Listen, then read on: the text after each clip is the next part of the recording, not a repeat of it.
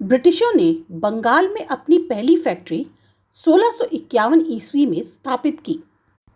1717 ईस्वी में सम्राट फारुखसियार ने उन्हें बंगाल, बिहार और ओडिशा में स्वतंत्र रूप से व्यापार करने की अनुमति दी और उन्हें कलकत्ता के आसपास के क्षेत्रों को लीज पर लेने की भी अनुमति दी गई। 1740 ईस्वी के बाद ब्रिटिशों ने अपनी फैक्ट्री को एक किले के रूप में मजबूत किया, पर बंगाल के नवाब सिराजुद्दौला के साथ उनके संबंध बिगड़ गए। सिराजुद्दौला ने 15 जून 1756 को फोर्ट विलियम पर आक्रमण किया और ब्रिटिशों को पराजित किया। कलकत्ता में ब्रिटिशों की हार की खबर मद्रास पहुंची। ब्रिटिश ने तुरंत क्लाइव के नेतृत्व में सेना को कलकत्ता भेजा। नवाब के विश्वास पात्र मानेकचंद ने रिश्वत लेकर कलकत्ता ब्रिटिशों को सौंप दिया।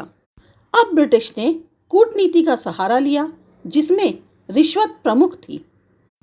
उन्होंने नवाब के सेनापति मीर जाफर का समर्थन लिया और उसे नवाब बनाने का वादा किया। साथ ही उन्होंने बंगाल के प्रमुख नेताओं जगत सेठ, राय दुर्लभ और अमीर चंद को भी अपने पक्ष में कर लिया। मार्च 1757 ईस्वी में ब्रिटिशों ने फ्रांसीसी बस्ती पर हमला किया और नवाब की संप्रभुता को चुनौती दी।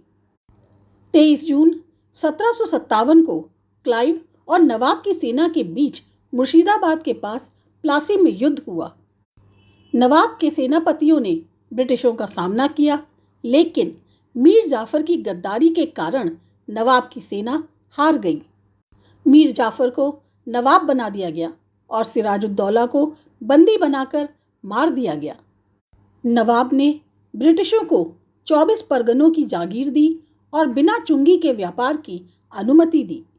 प्लासी की लड़ाई के बाद पूरा बंगाल ब्रिटिशों के नियंत्रण में आ गया और यहाँ से वे व्यापारी के बजाय संस्थान के मालिक बन गए। यही नहीं, यहीं से भारत में उनकी विजय यात्रा की शुरुआत हुई। 1818 ईस्वी तक पूरा भारत ब्रिटिश शासन के अधीन हो गया। बंगाल के नवाब मीर कासिम ने अवध के नवाब और मुगल सम्राट से मिलकर भारत से अंग्रेजों को निकालने की योजना बनाई। इन तीनों की सेना लगभग 50,000 सैनिकों की थी, जबकि कंपनी की सेना केवल 7,072 सैनिकों की थी। 22 अक्टूबर 1764 को बक्सर की लड़ाई इन तीन भारतीय शासकों और अंग्रेजों की सेना के बीच लड़ी गई। अंग्रेजों ने जीत हासिल की और प्लासी की लड़ाई से उनका इरादा मजबूत हो गया। भारत में कोई भी ऐसा नहीं बचा था जो उन अंग्रेजों को चुनौती दे सके जिन्होंने तीन शासकों को एक साथ हरा दिया था। बक्सर की लड़ाई ने अंग्रेजों को बंगाल, बिहार और उड़ीसा में नागरिक अधिकार दे दिए, यानी वे औपचारिक रूप से शासक बन गए, जबकि प्रशासनिक जिम्मेदारी नवाब के पास रही। इसी प्रकार द्विमुखी शासन प्रणाली की शुरुआत हुई। 1761 ईस्वी में विजयनगर साम्राज्य के पतन के बाद मैसूर दक्षिण भारत का सबसे शक्तिशाली राज्य बन गया। यह सब हैदर अली के नेतृत्व में हुआ। हैदर अली ने सैनिकों को यूरोपीय तरीके से प्रशिक्षण दिया और हथियारों से सुसज्जित किया। उनकी बढ़ती शक्ति और प्रभाव से अंग्रेज चिंतित हो गए। इसी कारण मैसूर राज्य में 4 युद्ध हुए, 1767 से 1769, 1780 से 84 तक, 1790 से 92 तक और 1799 में। पहले 2 युद्ध हैदर अली के साथ और अगले 2 युद्ध उनके शक्तिशाली पुत्र टीपू सुल्तान के साथ लड़े गए। पहला मैसूर युद्ध बिना किसी नतीजे के समाप्त हुआ। 1782 में हैदर अली की मृत्यु के बाद भी दूसरा मैसूर युद्ध चलता रहा। अंततः दोनों पक्षों के बीच संधि हुई। तीसरे मैसूर युद्ध में टीपू सुल्तान पराजित हुए और भारी नुकसान झेलना पड़ा। चौथे मैसूर युद्ध में टीपू सुल्तान की मृत्यु हो गई और ब्रिटिशों ने एक शक्तिशाली शासक को हराकर अपना साम्राज्य मजबूत किया। ब्रिटिशों ने मैसूर राज्य को वाडियार वंश को सौंपा और सहायक संधि थोप दी। 1761 ईस्वी में मराठों को अहमद शाह अब्दाली से तीसरे पानीपत युद्ध में हार का सामना करना पड़ा। इसके परिणाम स्वरूप मराठा साम्राज्य सिंधिया, होलकर, गायकवाड़ और भोसले में विभाजित हो गया। ये सभी वंश पेशवा के अधीन थे।